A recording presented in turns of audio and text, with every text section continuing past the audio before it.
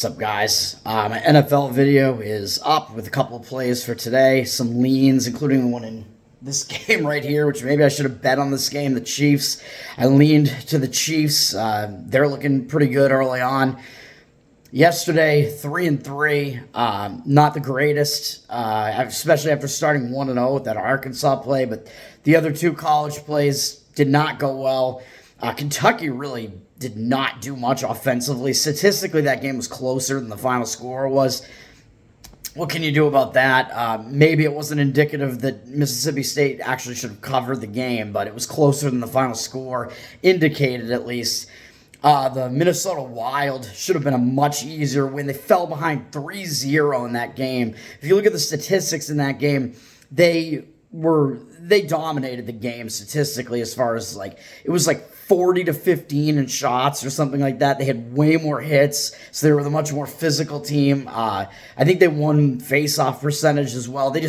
Every statistic was completely lopsided in favor of Minnesota, yet they were losing the game 3-0 in the second period. They came all the way back, took the lead 4-3, then gave up a goal to tie it, send it into overtime. And then I think they wound up winning in a shootout on a crazy save at the end. And I don't even know, man. Statistically, of course, when you're losing 3-0, you're going to be taking more shots. So that had something to do with the shot discrepancy. That wasn't the only reason. The Rangers hardly had any shots in that game. It seemed like most of them were getting in the net early on, which is just crazy. Should have been an easier win for Minnesota, but it did turn out okay. So even though it required a little bit of luck maybe at the end of it, I think the play was correct, and Minnesota played better than the final score indicated, at least. And one thing that I forgot to mention in that breakdown was that the Rangers had Quick in net and not Shesterkin, so they were using their second-string goalie. Even though everybody knows who Quick is, he's had a pretty good career, but he is towards the end of his career, and Shesterkin has been a very good goalie for them this year. Shesterkin was not in net for them yesterday, so that was another thing that that tipped the scales a little bit in favor of Minnesota. NFL today, I will comment on the Cleveland Browns situation slightly. In my video, I put it out as a +8 play on Arizona. Hadn't actually made the bet yet, and I made it when it was 11.5, because like I said, I felt that once it was confirmed that Deshaun Watson was going to play, which I felt that would happen, that the line would go up maybe through the 10. So I said wait, because you can get probably above 10 on that, and really you're just taking a shit ton of points, basically, and there's got to be some value in taking that massive amount of points, given what the situation is like for Cleveland. I think that Watson being back kind of adds in that reverse injured player theory where the line over-adjusts to him coming back. It overvalues him. And when the team has been playing pretty well and gotten used to playing without him, that's kind of a jarring shift, and you have to regain that chemistry again with him back in there. And the team can kind of have that thought oh, well, we were used to playing without him. We were playing pretty well without him.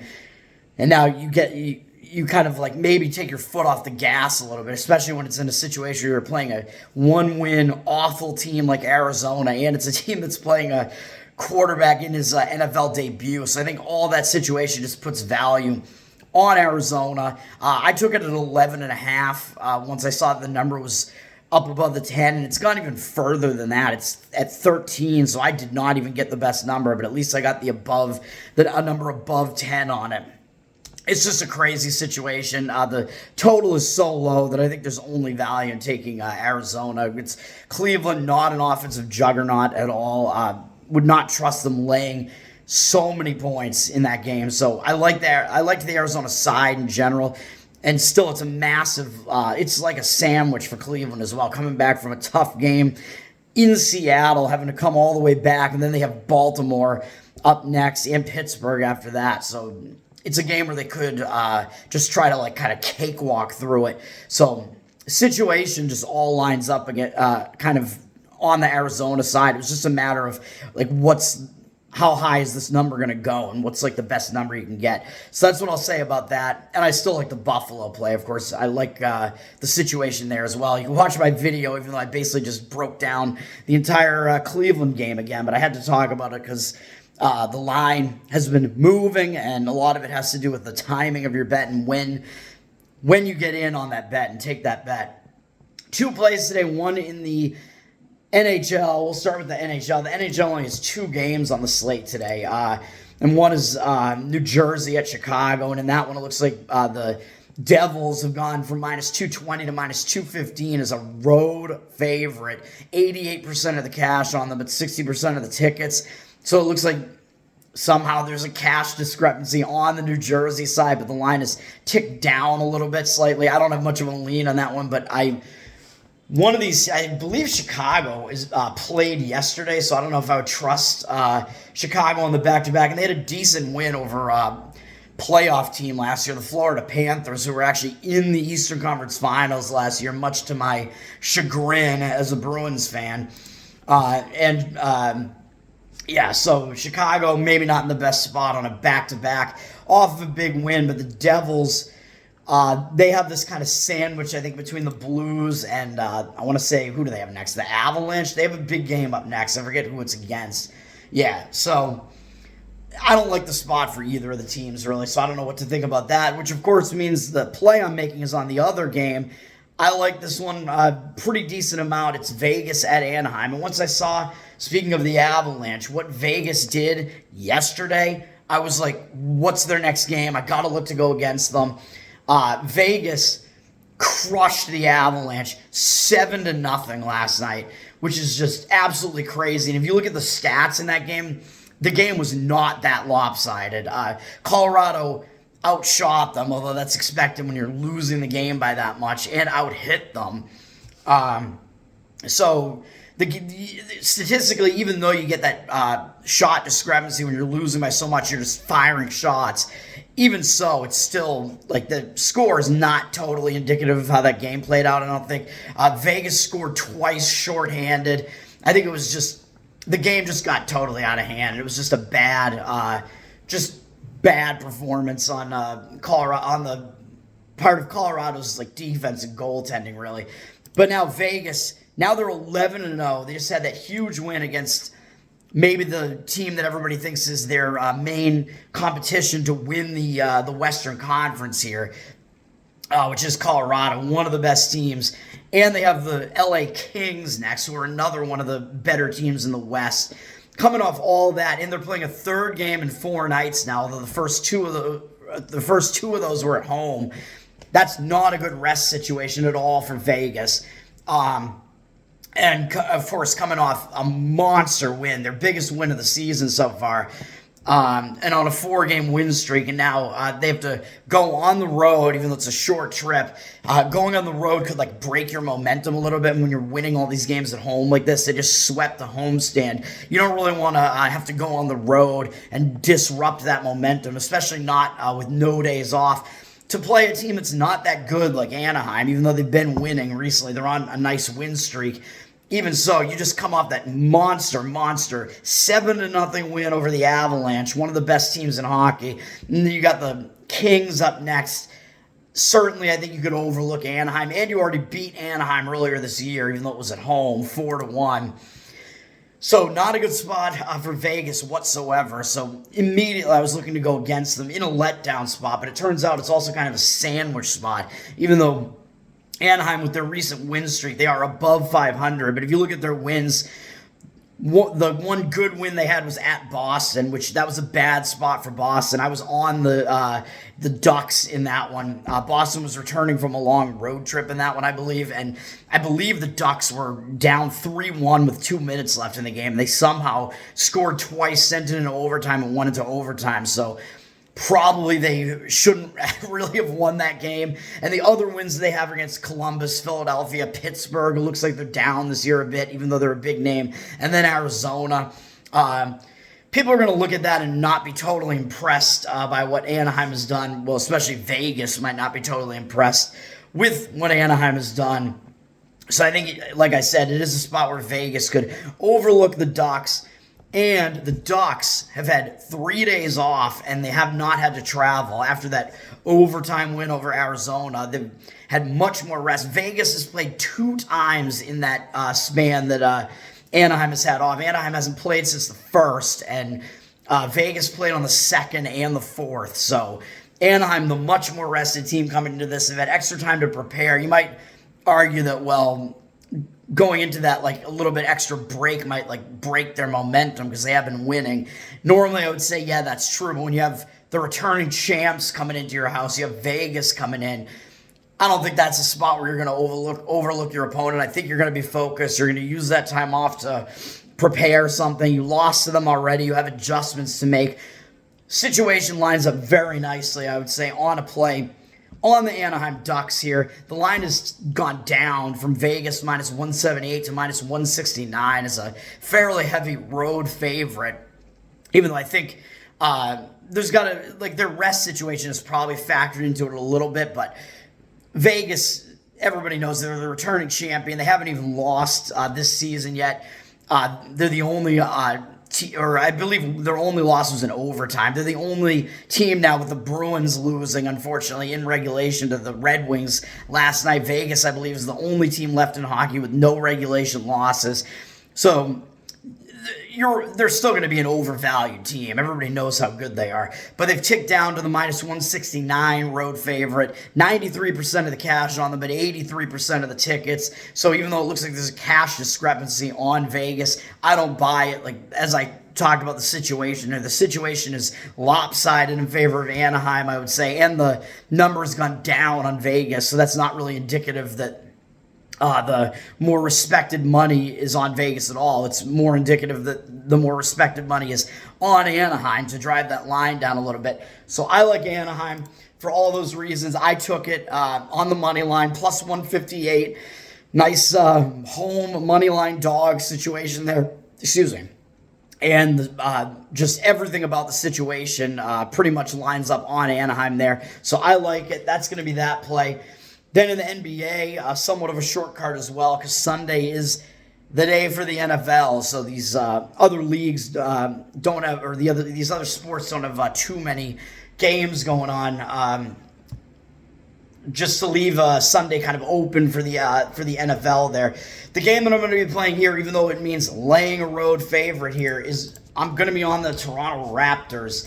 I laid -3. It looks like they might be -4 at some spots. It looks like the opener on this was Raptors +1. I don't know when the line was at that, but so even though hopefully you're not giving up too much value laying the Raptors to cover the 3, but everything about the market indicates on the Raptors for me, where it looks like the line is moving in their direction, and it looks like it's actually reverse line movement, because somehow the San Antonio Spurs have 75% of the tickets, but only 53% of the cash. So somehow the Spurs look like they're the public team right now, but less of the money is obviously on them if the line is moving on the Raptors. Hopefully, like I said, laying the 3 isn't like giving up too much value on them, but I like the situation for the Raptors, and I like a lot of what I see in this. I like pretty much the entire market read as well here, except that the number might be, like I said, slightly giving up some value, but it looks like it's going up even higher. People are going to look at this game, and maybe this is why the public is on the Spurs, see that the Raptors are a 2-4 team, and they're at San Antonio, who's 3-2 right now, and think, why are the Raptors, as a below 500 team, laying points? How are they a favorite on the road against a team that's above 500? So it looks pretty suspicious, but the books are telling you this is early on, man. It's a small sample size. You can't glean that much from the early season like this, from a small amount of games like this. The books are telling you Toronto is still the better team. The Spurs are still not a very good team. So they're indicating that in the line, of course, because Toronto is the road favorite here. And what do we have with the Spurs? Like, the main reason why I like this, why I like the spot so much, I was looking to go against the Spurs after this happened. The Spurs just went into Phoenix and beat them twice, back-to-back, and that's 2 of their 3 wins on the season. And that was a 3-game road trip, and now they're returning back home they went out west to L.A. They lost badly to the Clippers, and they went to Phoenix, beat Phoenix on that ridiculous inbound steal from Kevin Durant at the end of that first game where they were losing. It looked like they were going to lose that game, and they somehow wound up coming back and then getting that steal right at the end to get that final possession to actually win the game by 1. Then I thought that Phoenix would be the team to kind of adjust, turn it around, and win in the next game. That was not the case. San Antonio handled them. And San Antonio, I mean, sure, I mean, it is possible that they're better than we think they are right now. Maybe that is true, but their other win on the season so far has been against Houston in overtime. I don't find that to be a very impressive win. But now they're returning home from a road trip, which is another bad situation, even though they have a couple days off. The couple days off might actually disrupt their momentum, though, even though it might give them some time to get their home affairs in order and kind of take away from the distraction of the return home. They're coming off. They're still in a letdown spot, and that extra time, like I said, might kind of be a momentum killer when you're on a win streak like this. You probably don't want to have to deal with breaking that momentum by having multiple days off. So that's the situation they're in there. I think they're in a big letdown spot after what they just did in Phoenix. Back-to-back wins is a pretty substantial road underdog of somewhere around 8 points in both games. They're in a letdown spot. And like I said, I like what I'm seeing in the market with the line looking pretty suspicious on Toronto being a favorite there. Toronto, on the other hand, they're in kind of a bounce-back spot because what did they do? They're coming off a blowout loss at Philadelphia, and they've had the same amount of time off, multiple days. So even though they do have to travel from Philadelphia to San Antonio, getting blown out by Philly and then having multiple days off, that might, in their case, help them readjust a little bit, and they might be focused, whereas they otherwise might not be focused on a San Antonio team. They're coming off a bad loss, and they saw San Antonio beat Phoenix, so that might have Toronto focused in this game. Plus, they're a below 500 team, so they need some wins, so I think they are going to be focused on this. But also, if you look at Toronto's schedule so far, it hasn't been that easy. They've lost to Philadelphia twice. That's 2 of their losses, and they do have wins against Milwaukee and Minnesota, even though their other 2 losses are kind of bad, not great, against Chicago and Portland. But even so, the Portland game was sandwiched in between Philadelphia and Milwaukee. The Chicago game was sandwiched in between Minnesota and Philadelphia, and that was off of that nice home opening win against Minnesota. So they've kind of had a rough schedule. So even the teams that they played that are bad, those were kind of sandwiched in between bigger games. So you can kind of explain what happened in those losses too. So now they have time off, which is going to help them, I think, focus here. They're at San Antonio. I like it, so I think that's all I have to for the explanation on that one. Laying the points, Toronto Raptors -3 on the road, and Anaheim Ducks plus 156 as the home dog. That's going to do it. Check out the NFL video. Got a couple of plays in that one, which although I mentioned them in this video too, but peace out. Have a good Sunday.